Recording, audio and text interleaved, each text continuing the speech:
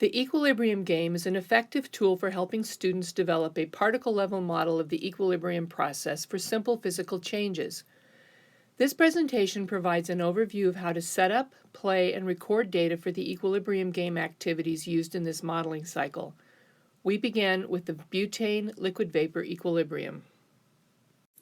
Here we see liquid butane in an open syringe. We can observe the butane is spontaneously vaporizing at room temperature.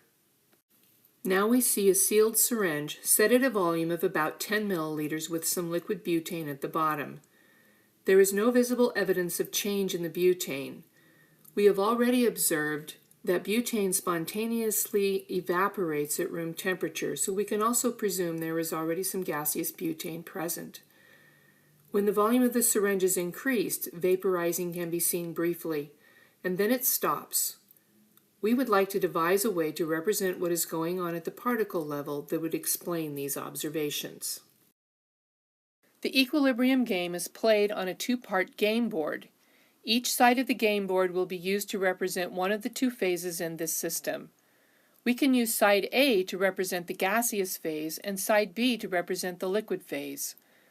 We will use chips placed on each side to represent molecules of butane in their respective phases.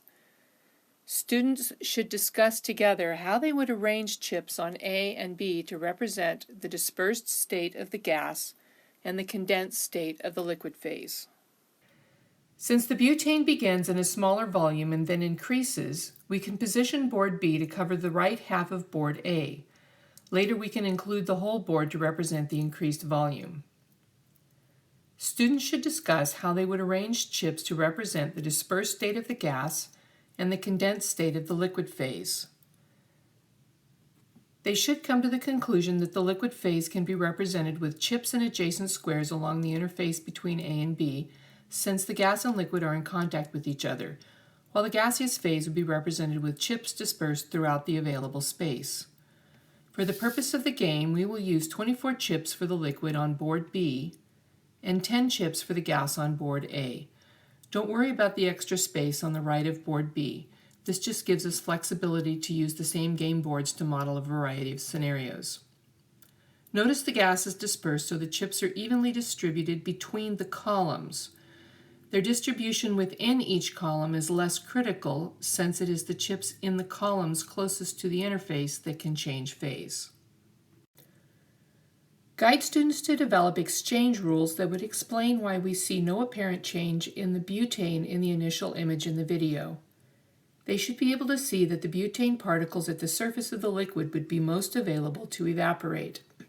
And so we could take the column closest to the interface from B and move it to the gas phase on A board to represent evaporation.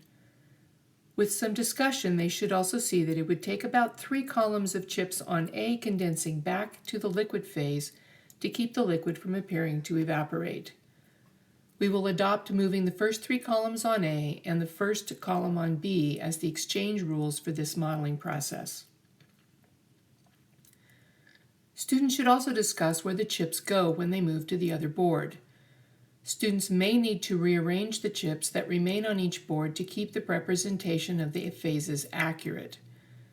One last rule the students may not come up with on their own is that each move is made sequentially, beginning with the dispersed phase, moving its chips to the other side and positioning them appropriately, followed by the condensed phase moving its required chips back to the dispersed phase before recording the data. This two-step exchange constitutes one turn in the equilibrium game.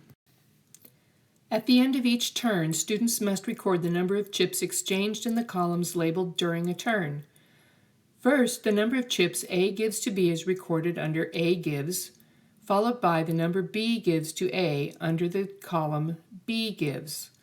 Now the total count on each board at the end of the turn is recorded in the last 2 columns to keep a running total for each board. Note that turn 0 has the initial chip count for A and B already entered. Now let's look at an example of the game being played for butane after the volume is increased.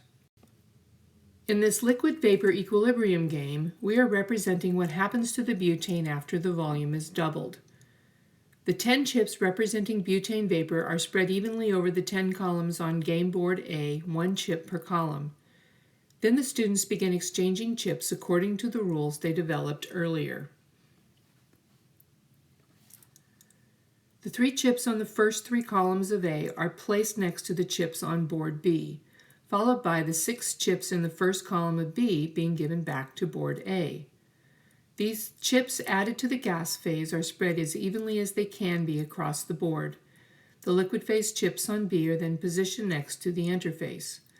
The number of chips given by A and B are recorded in the data table, followed by the total chips on each board as seen.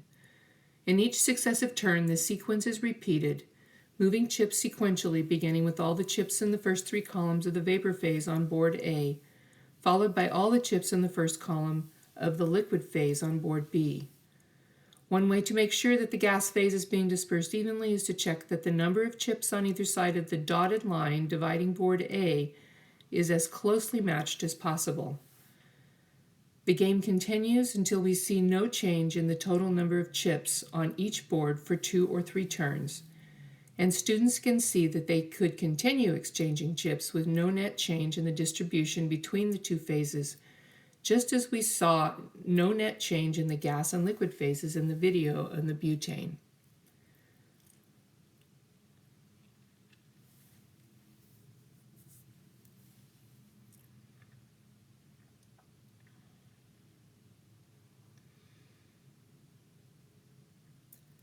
As we see here now, there are 6 chips being exchanged, moved from A to B, followed by 6 being returned, leaving the board exactly as it was before.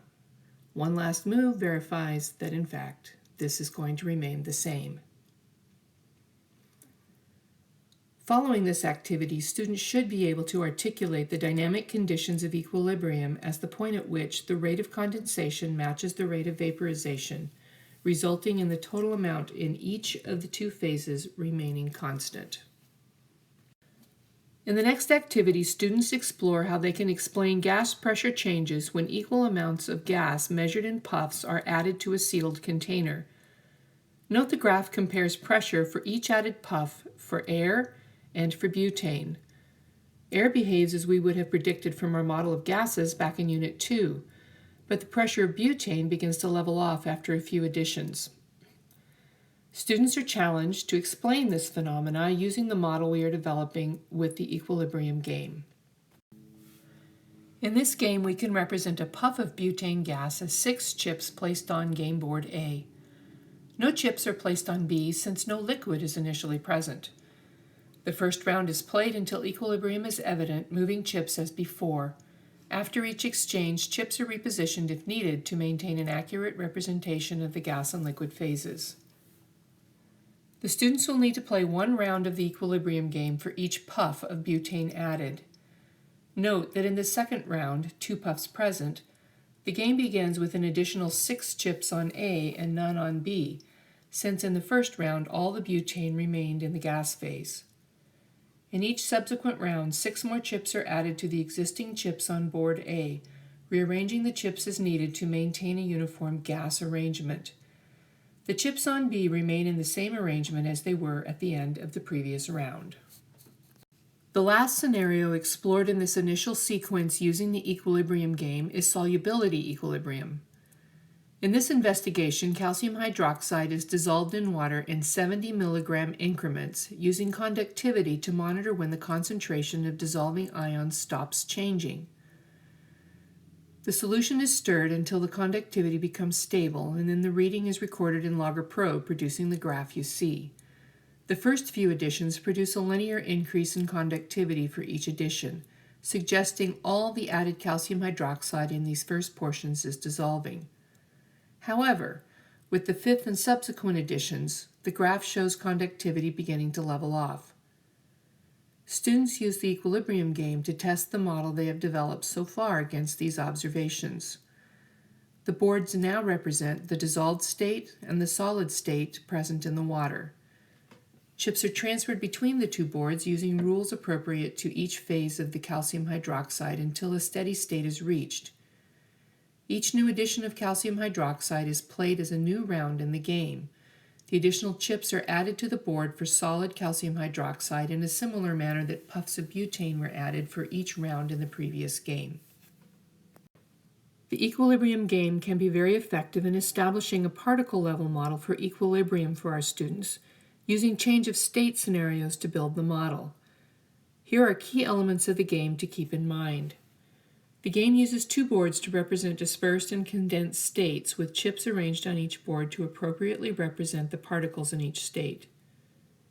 Each exchange of chips is made sequentially, beginning with the dispersed state followed by the condensed state. While in reality this process is simultaneous rather than sequential, this rule is needed because of the limited number of particles being represented in the game. Play continues until the number of chips on A and B remain constant for 2 or more turns. Occasionally, the number of chips oscillates between two values over several terms. This can also be considered constant concentration. The resulting rate of change data and concentration data is recorded for A and B after each turn.